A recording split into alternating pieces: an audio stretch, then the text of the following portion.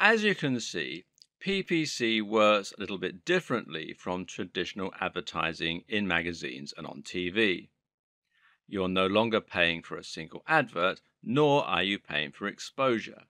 Instead, you're paying directly for clicks, and that means you need to think about things a little differently. The first concept to make sure you understand is that your aim is not necessarily to get as many clicks as possible. Traditional advertising campaigns will often focus on doing anything they can to get attention and to encourage clicks. But seeing as you're going to have to pay for each click, you can actually reduce the amount you're paying in total by reducing the amount of clicks you get. The objective is not to get as many people as possible to your website. Your objective is to get as many customers as possible to your website. In other words, you need to get traffic that's going to convert, and you actually want to dissuade all other people from clicking on your ads wherever possible. If you pay for 100 clicks and 99 of those pay for your product, then you can consider that a highly effective marketing campaign. Conversely, if you pay for 2,000 clicks and only 300 of those people buy, it's actually not been as successful because you will have spent more. What this essentially tells us is that the bottom line is by far the best way to gauge your success.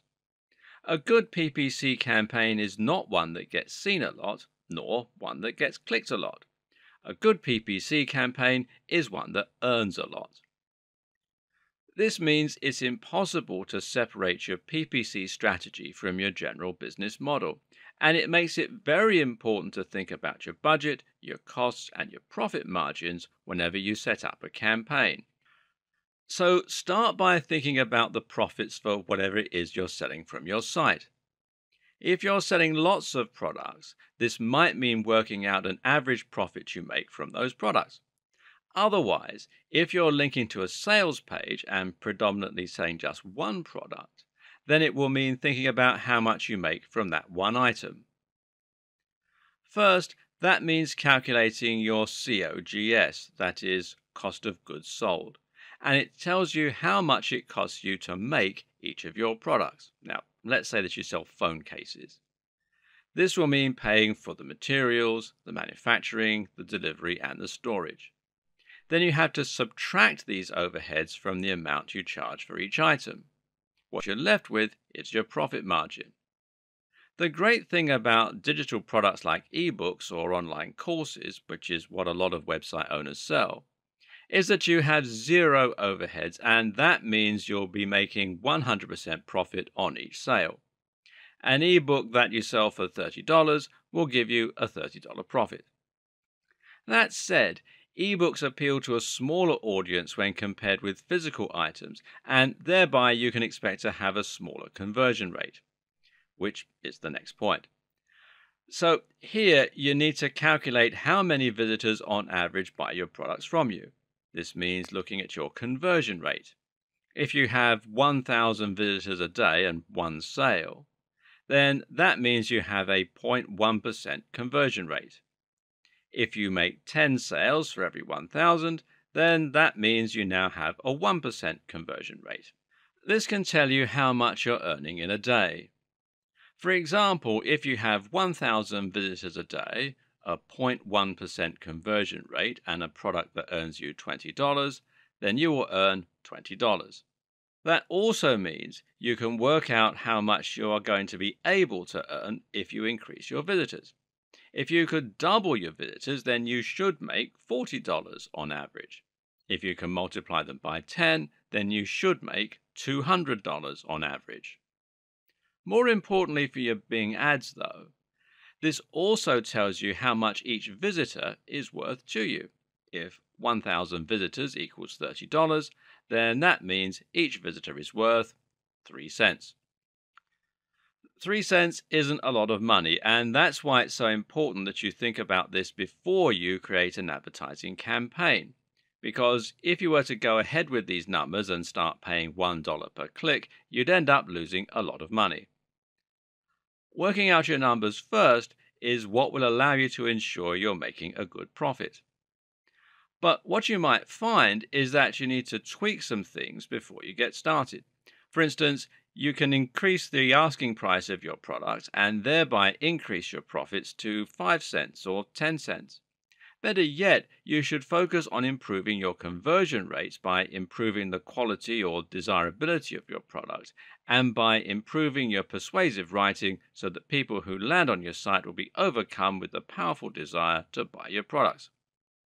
If you can do this, then maybe you'll be able to increase your conversion rate to 5%, thereby increasing the value of each customer by 5 times that amount.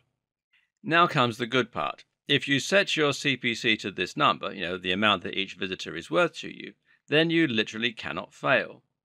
Your clicks will now result in profits, and the more you raise your budget, the more profit you'll make. You're spending less per click than each visitor is worth to you.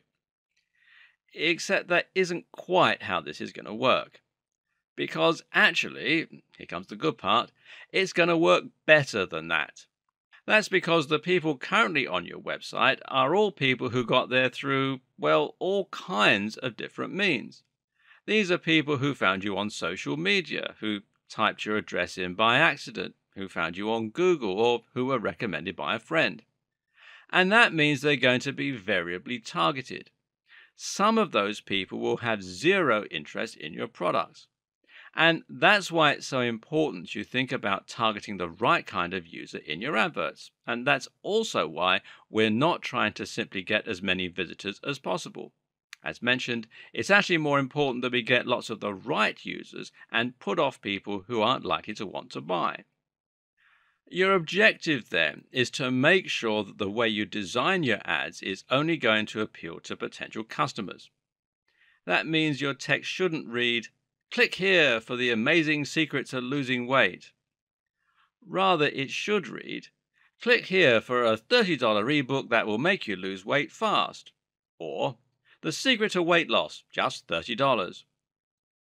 What this does is prevent anyone not looking to spend money from clicking on your ad. We don't want these people because they're costing us money.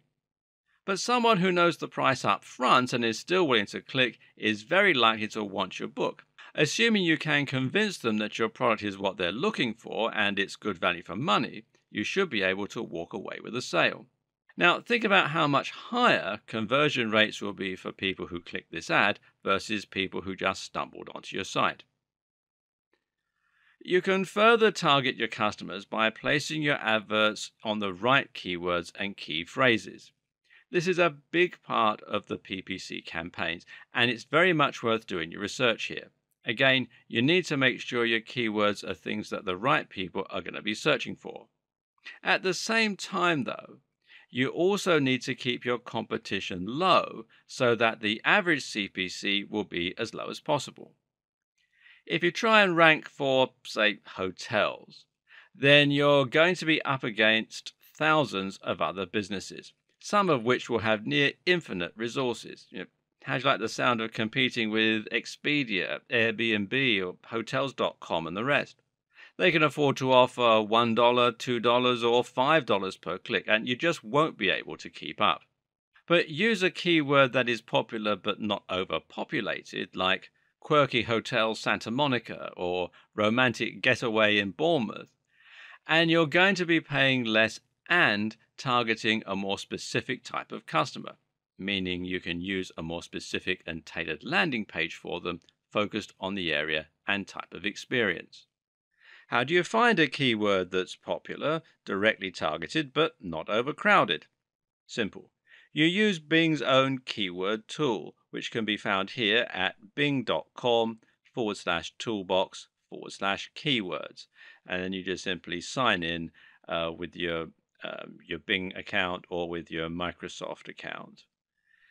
And this tool will let you search different keywords and will then show you the amount of people searching for that term in the date range you specify. You can look at how many times a term has appeared in a search over the last 6 months, for example. If something came up 50,000 times, then that's a fairly good keyword that will potentially be able to grab you up to 50,000 visitors. But if the search term came up 100 times, then it's a lot less useful to you. Note that Google also has a keyword tool called its Keyword Planner, and you can use this in just the same way as you would use Bing's own keyword tool, and it doesn't really matter if it's from Google. People tend to search for the same things on both engines. And if you just do a search in Google for Google AdWords Keyword Planner, it'll direct you to the local version of the site. Finally, another tip is to look at your site's metrics and identify who is currently coming to your website. If you have Google Analytics set up correctly, then you'll be able to find out which visitors are buying from you and what they typed in order to get there. In other words, it might be that certain search terms result in more sales, or goals in Google parlance, and you can then decide to target that keyword with your Google and Bing ads. Finally, another mitigating factor is the small matter of CLV. Customer lifetime value refers to the fact that just because a visitor doesn't put down their cash right away, it doesn't mean they aren't worth anything to you. In fact, if they sign up for your mailing list and then become lifelong fans, they could ultimately end up being worth more to you. For this reason, the only way to really be sure if your Bing ads are working for you is to watch your metrics very closely. This means looking at how many visitors you're getting, where they're coming from, and how your sales increase as you spend. The more data you track, the more profitable any PPC campaign will be.